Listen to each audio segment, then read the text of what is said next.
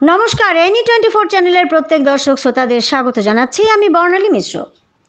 পুজোর প্রাক মুহূর্তে বিধ্বংসী অগ্নিকাণ্ড সংঘটিত কাছাড় জেলার পশ্চিম কাটিগড়ায়। ঘটনা সোমবার গভীর রাতে পশ্চিম কাটিগড়ার কুশিয়ারকুল বাজারে সংঘটিত ওই বিধ্বংসী অগ্নিকাণ্ডে পুড়ে ছাই হয়েছে 9টি ব্যবসায়িক প্রতিষ্ঠান। জানা গেছে ওই অগ্নিকাণ্ডে ক্ষতির পরিমাণ আনুমানিক 80 লক্ষ টাকা হবে।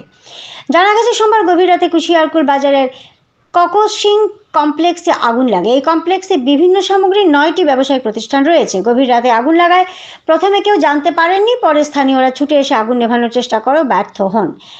রাতেই কালাইন থেকে ছুটে আসে দমকল বাহিনীর ইঞ্জিন, কিন্তু আগুন নেভানো সম্ভব হয়নি। একে একে পুড়ে যায় সবকটা কমপ্লেক্সে থাকা 9টি দোকান। দুর্গাপুজোর প্রাককালে ব্যবসায়িক প্রতিষ্ঠানটি আগুন লেগে ধ্বংস হয়ে যাওয়ায় মাথায় হাতে উঠেছে ওইসব দোকানিদের।